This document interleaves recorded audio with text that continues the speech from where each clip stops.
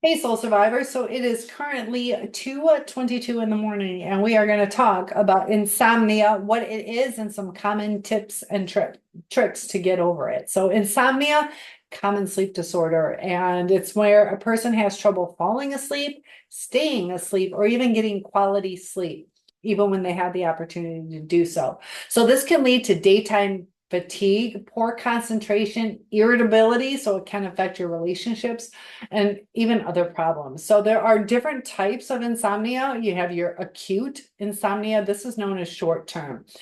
It's a brief period of sleep difficulty, and this is often caused by stress, life events, even environmental changes.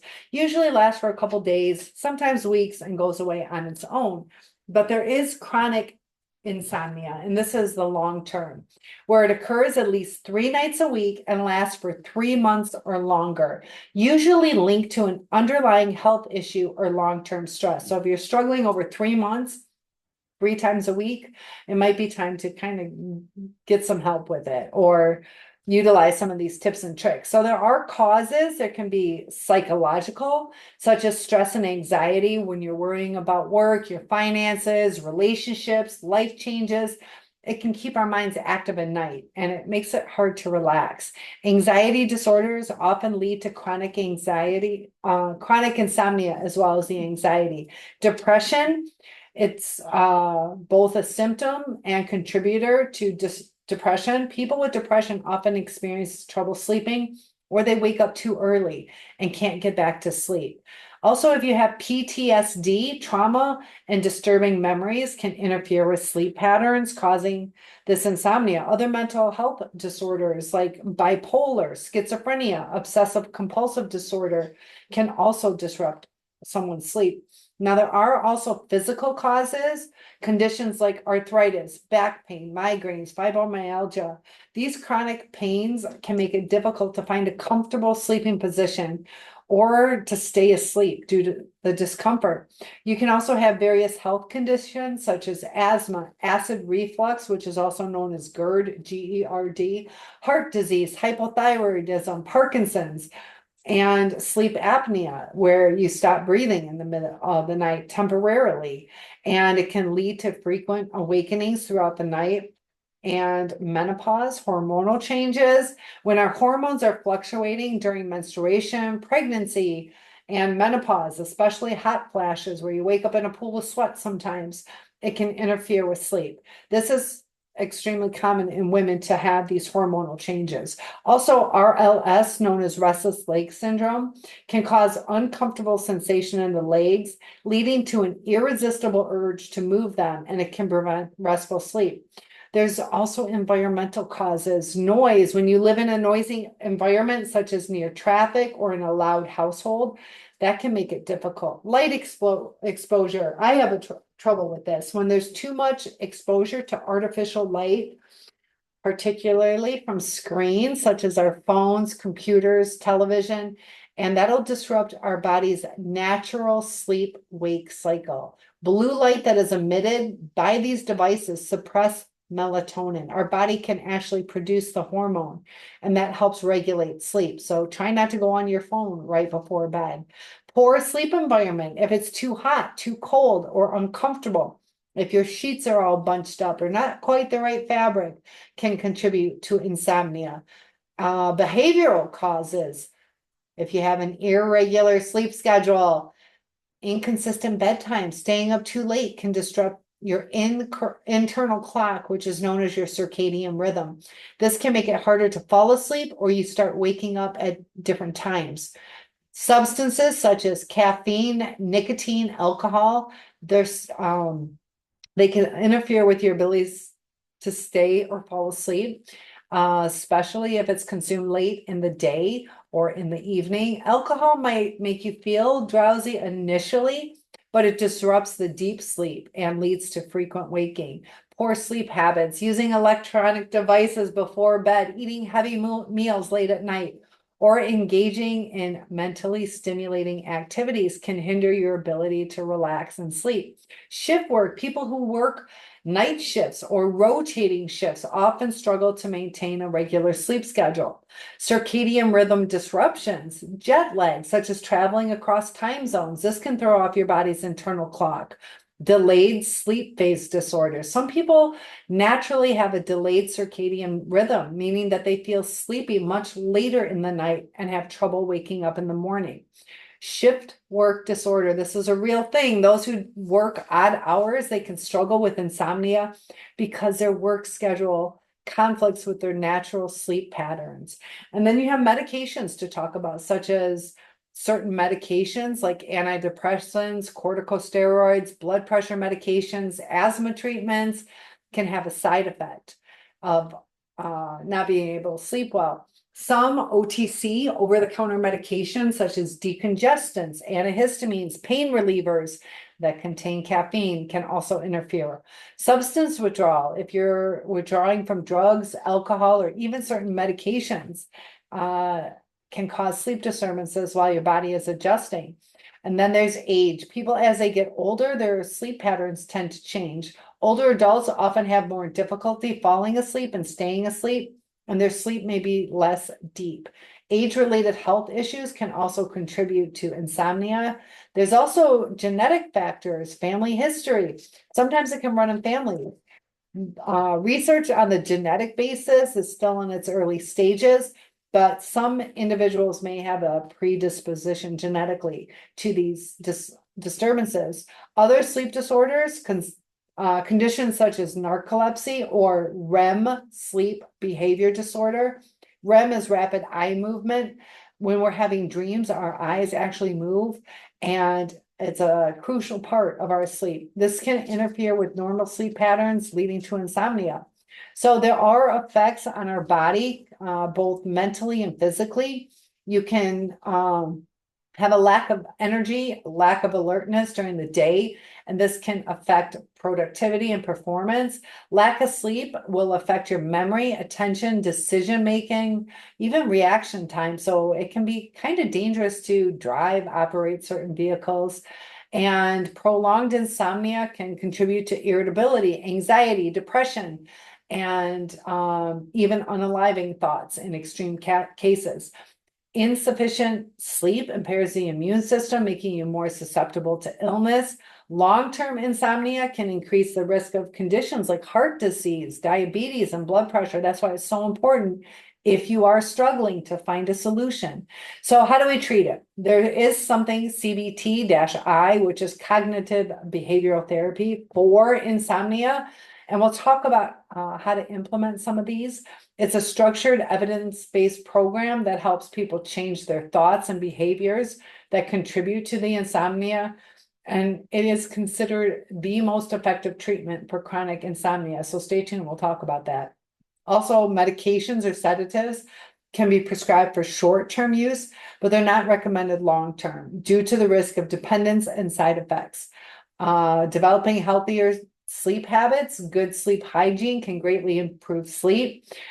This includes sticking to that regular sleep schedule, limiting naps. I struggle with limiting naps. I love naps. Avoiding stimulants before bedtime.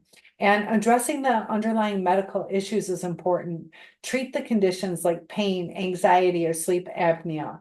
Practice meditation, do deep breathing exercises. Progressive muscle relaxation can calm the body, help improve sleep, making the bedroom more conducive to sleep by eliminating the news, reducing light exposure, maintaining comfortable temperature can also help. Now, we were talking about the CBTI, and it's a structured treatment, and this technique limits the amount of time you spend in bed to match the time that you're actually sleeping.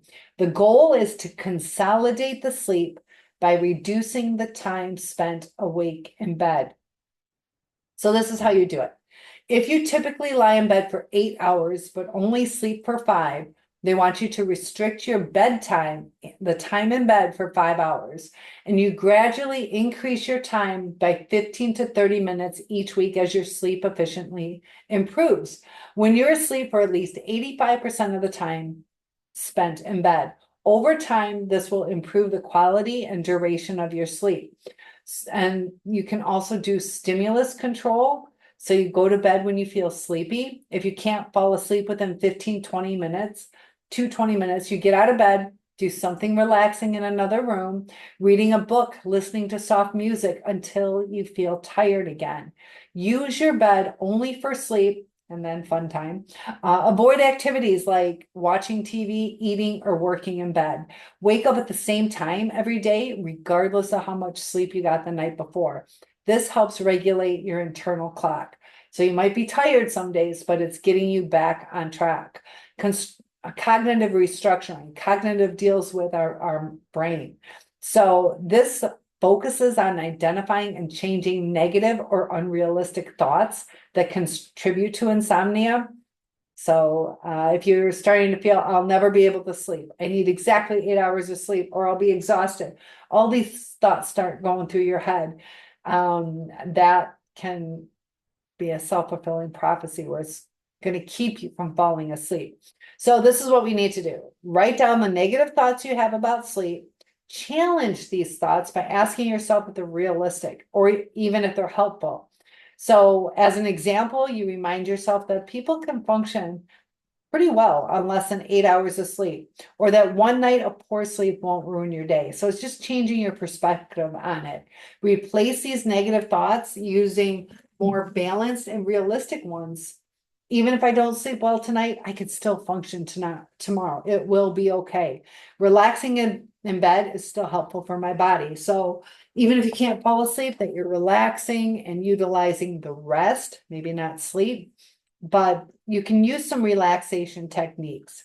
This can help reduce physical and mental tension, which makes it easier to fall and stay asleep. You can use progressive muscle relaxation. Tense and then relax different muscle groups in your body, starting from your toes, work your way up to your head. This releases the physical tension and promotes relaxation. Focus on slow, deep breaths. Inhale for 4 seconds, hold for 4 seconds, and exhale for another 4. Some people suggest exhale for 8 seconds. Visualization. Picture a peaceful, calming scene, such as lying on a beach or walking through a forest. Engage your senses by imagining what you'd see, hear, and feel in this place. Just get into it and absorb the relaxing atmosphere. And so sleep hygiene education.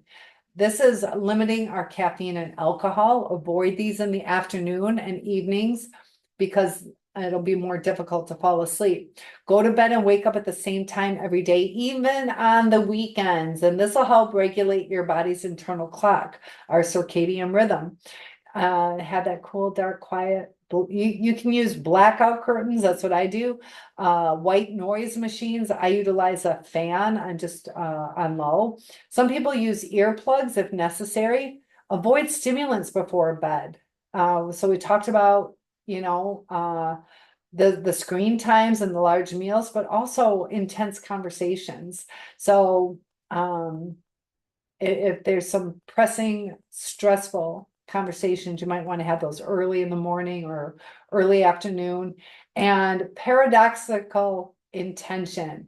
Now, this is a counterintuitive technique. It involves intentionally trying to stay awake instead of forcing yourself to sleep.